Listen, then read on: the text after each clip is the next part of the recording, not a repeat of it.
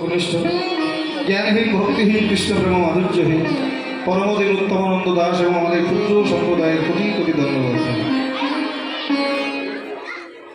বেলি অবসান কাল, সূর্যদেব পাটে পড়েছে ধরে। এমন সময় নদীয়ার এক নাগরী একাকী একে গাগরী কাক্ষে করে চললেন সুরধনির তীরে জলা। এই যে দেখুন, আমরা যদি নতুন কোনো জায়গায় যাই, নতুন কোনো জিনিস দেখে আসি, আমরা গৃহে এসে সেই কথা বর্ণনা করি যে হ্যাঁ অমুক জায়গায় গিয়েছিলাম, এমন একটি জিনিস দেখে এলাম, এমন একটি জায়গা দেখে এলাম যার কথা বলার মতো না। কি গো বাবা, বলি না এই কথাগুলো? কার কাছে বলি? আমাদের আপন স্বজন প্রিয়জন যারা। আজকে ঠিক তেমনি করে নদীয়ার একে গৌর প্রিয় নাগরী তার মতো একে গৌর অনুরাগিনীকে সম্মুখে। এই যে অনুরাগটা কেমন দেখুন, অনুরাগ না থাকলে কি কখনো ভগবান কৃপা লাভ হয়? আমরা জানি ধ্রুব 5.5 বছর বয়সে ভগবানকে লাভ করেছে। ধ্রুবের পিতা ছিল রাজা উত্থানপাদ, তার ছিল 2টি স্ত্রী, একটা নাম হলো সুরুচি আর একটা নাম হলো সুনীতি। তো সুনীতির গর্ভে, এই সুরুচির গর্ভে কিন্তু ধ্রুব আসেননি। এই যে মায়েরা কথা হচ্ছে এদিকে, ধ্রুব এলেন কার গর্ভে? না সুনীতির গর্ভে। কেননা সুরুচিকে যার রুচি ভালো। এই জগতে অনেক মায়েরা আছে দেখবেন, সারাদিন ড্রেসিং টেবিলের সামনে বসে থাকবে, বেশ ডিজাইন করে নিজেকে সাজাবে, সপ্তাহে 5 বার বিউটি পার্লারে যান। এমন রুচি যার আছে, এই রুচিতে ভগবানকে লাভ করা যায় না। ভগবানকে লাভ করতে প্রয়োজন হয় সুনীতি। তাই তো সুরুচির গর্ভে নয়, ধ্রুব এলেন সুনীতির গর্ভে। নীতি যার ঠিক আছে ভগবান তার কাছে আছে, নীতি যার ঠিক নেই ভগবান তার কাছে। ছোট্ট ধ্রুব 5.5 বছর বয়স, মায়ের কাছে আবদার করে বললেন, মা গো, এ জগতে সবাই বাবার কোলে ওঠে, আমি কি কোনোদিন উঠব? সুনীতি রাজা উত্থানপাদকে দেখিয়ে বলেছিল, ধ্রুব বাবা, ওই যে তোর বাবা দাঁড়িয়ে, জাগি কোলে। ছোট্ট ধ্রুব জীবনে প্রথমবার বাবার কোলে ছুটতে ছুটতে গিয়ে উঠে পরম আনন্দে খেলা খেলছে। এমন সময় সুরুচি দেখতে পেয়ে ধ্রুবকে বাবার কোল থেকে নামিয়ে দিয়েছে। ছোট্ট বাচ্চা তো অন্তরে বড় ব্যথা পেয়েছে, কাঁদতে কাঁদতে মায়ের কাছে এসে বলছে, মা, এ জগতে এমন কি কোনো বাবা নেই যে একবার কোলে নিলে কখনো কোল থেকে নামিয়ে দেয় না? সুনীতি দেখে বলেছিল, বাবা আছে। কে? বিশ্ব সৃষ্টির স্রষ্টা অনাদিরাদি গৌর। ধ্রুব সিদ্ধান্ত নিল, যদি তাই হয় তাহলে কেন এই মায়ার সংসার? যে সংসারে মানুষ মানুষকে ভালোবাসতে পারে না, মানুষ মানুষকে আপন করতে পারে না, সেই মিছে মায়ার সংসারে কেন? ধ্রুব সংসার ছেড়ে চলে যাচ্ছে। উত্থানপাদ ডেকে বলছে, ধ্রুব, তোমাকে 5টা গ্রাম লিখে দিচ্ছি, সেইখানে থাকো, তবুও তুমি ঘর ছেড়ে যেও। ধ্রুব তবুও চলে যাচ্ছে।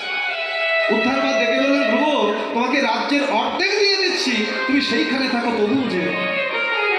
এবার ধ্রুব দাঁড়িয়ে বাবার দিকে ফিরে বলছে, বাবা, এতক্ষণ যাচ্ছিলাম আর ভাবছিলাম যে যাবো কি যাব, কিন্তু এখন বুঝতে পারছি ঠিক যাব। কি বলছো ধ্রুব? রাজ্যের অর্ধেক দিয়ে দেবো, তাও তুমি যাবে?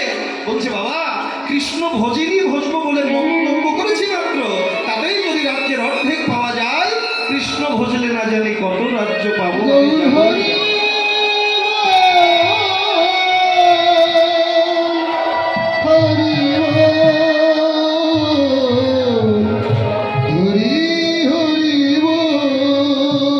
কেননা এই যে সংসার, এই সংসার শব্দের অর্থ আমরা বুঝি কি? যে তুমি আমি আমাদের ছেলে মেয়ে, এই হলো আমাদের সংসার। তাহলে এটা মানে সংসার নয়। সংসার শব্দের আবিধানিক অর্থ সম্যক রূপে অনুসরণ করা। কাকে না? একটা নিয়মকে। যেমন জন্ম অনুসরণ করছে মৃত্যুকে, মৃত্যু অনুসরণ করছে জন্মকে।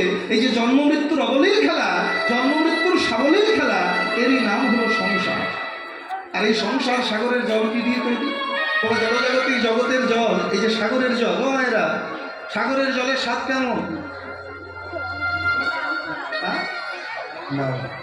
সাগরের জল লবণ দিয়ে তৈরি, আর এই সংসার রূপী সাগরের জল দুঃখ দিয়ে তৈরি। সংসারে আসবেন আর দুঃখ পাবেন না, আজ অবধি কখনো কোনো দিন হয়নি আর হবে না।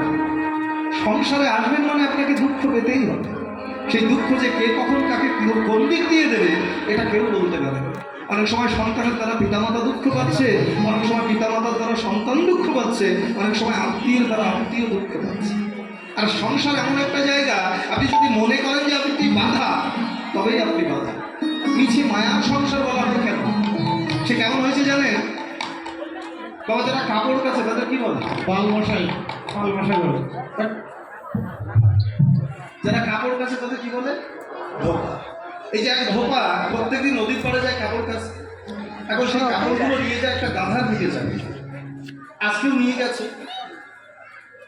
প্রত্যেকদিন ওই নদীর পাড়ে গিয়ে গাধাকে পাশে একটা বটবৃক্ষের সঙ্গে বেঁধে কাপড়গুলো কাছে আবার শুকিয়ে নিয়ে সন্ধ্যাবেলা ঘরে ফেরে। আজকেও গেছে, কিন্তু গিয়ে আর ওই ধোপা কাপড় কাচতে পারছে না, মাথায় হাত দিয়ে বসে আছে। কেন না, কাপড় নিয়ে গেছে, গাধা নিয়ে গেছে, সবই নিয়ে গেছে, শুধু একটা জিনিস বাকি, সেটা কি গাধা বাঁধার যে দড়িটা, এই দড়িটা নিতে ভুলে গেছে। এবার ওই ধোপা মাথায় হাত দিয়ে চিন্তা করছে যে আমি যদি কাপড় কাচতে যাই গাধা থাকবে না, আবার গাধার জন্য দড়ি আনতে গেলে কাপড় কাচা হবে না, কি করি, উভয় সংকটে পড়ে গেল। এমন সময় পাশ দিয়ে এক ভক্ত বৈষ্ণব হেলে যাচ্ছে, তার দশাটা দেখে বললেন, কি বাবাজি এমন করে মাথায় হাত দিয়ে বসে আছে কেন? বলে আর বলুন, এসেছি সকালবেলা একটু কাপড় কেচে ঘরে ফিরবো, কিন্তু আমার এখনো কাপড় কাচাই হলো না। কেন? বলে আমি যে গাধাকে বাঁধবো সেই দড়িটা আনতে ভুলে গেছি। বলে এই নিয়ে ভাবছো, আমার সঙ্গে চলো। এই বলে গাধাকে নিয়ে বলছে, গাধাকে কোথায় বাঁধো? বলে এই বট বৃক্ষের শিকড়ের সঙ্গে। বলে আজকেও ঠিক কেমন করে বাঁধো? বলে বাঁধবো, দড়ি তো আনিনি। বলে কেন, যেমন করে তুমি প্রত্যেক দিন হাত ঘুরিয়ে ঘুরিয়ে বাঁধো, আজকেও ঠিক তেমনি তেমনি করেই বাঁধো। বলে দড়িই তো আনেনি। বলে এটা তো তুমি জানো, গাধা তো জানে। দড়িটা যে আনোনি এটা গাধা জানে না, তুমি জানো। তা যেভাবে হাত ঘুরিয়ে ঘুরিয়ে নিচে মায়ার, মানে যেভাবে প্রত্যেকদিন বাঁধো, আজকেও তেমনি করে বাঁধো, তবেই দেখবে গাধা তোমার বসে থাকে। এবার গলায় গলায় হাত ঘুরিয়ে ঘুরিয়ে গাছের শিকড়ের সঙ্গে হাত ঘুরিয়ে যেভাবে প্রত্যেকদিন গাধাকে বাঁধে, আজকেও সেইভাবে যেই বেঁধেছে, গাধা অমনি শুয়ে পড়েছে। কাপড় কেচে যখন ঘরে ফিরবে শুকিয়ে, গাধাকে আর উঠাতে পারছে না। ভদ্রলোক চিন্তায় পড়ে গেল, কি করি এখন? বাবাজি কি কোনো মন্ত্রতন্ত্র করে গেল? গাধাকে উঠাতে পারছে না, বসে আছে পথছে। বাবাজি আবার যখন ফিরছে ডেকে বলে, যাও বাবাজি, তুমি আবার গাধাকে কি মন্ত্রতন্ত্র করে গেলে, এত চেষ্টা করে গাধাকে উঠাতে পারছি। বলে গাধাকে যে ওঠাবে বাঁধনটা খুলেছে, বলে বাঁধেইনি, তা খুললো। বলে সেটা তো তুমি জানো, গাধা তো জানে না। তাহলে কি করবো? বলে যেমন করে বেঁধেছিলে আমার প্রত্যেকদিন যেমন করে খোলো, ঠিক তেমনি ভাবে হাত ঘুরিয়ে খুলে নাও, তবেই দেখবে গাধা তোমার বাড়ি। এবার ধোপা ঠিক তেমনি করে মিছে মিছে বেঁধেছিল, আবার মিছে মিছে ভাবে যেই খুলে দিল, গাধা অমনি উঠে দাঁড়ালো, আর ধোপা কাপড় নিয়ে আপন ঘরে ফিরে গেল। মহাজন সিদ্ধান্ত দিলেন, ঠিক তেমনি করে আমরা এই সংসারের জীব যারা মিছে মায়ার বাঁধনে আটকা পড়ে আছে।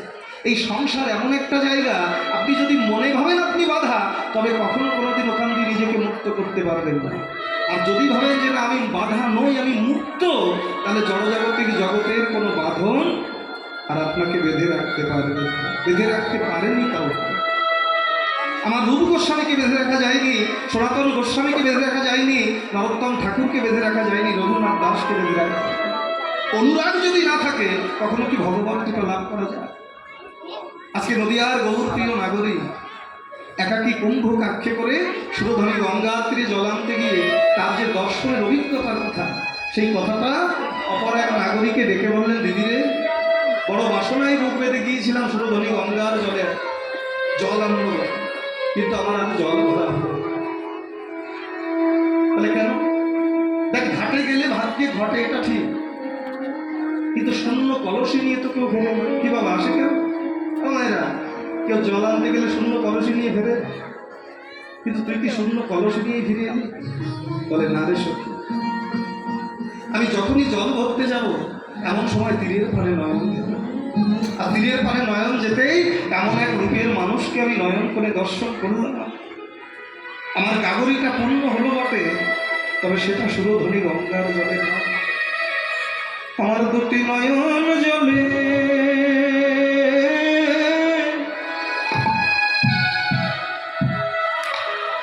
গাগরি পুরাণ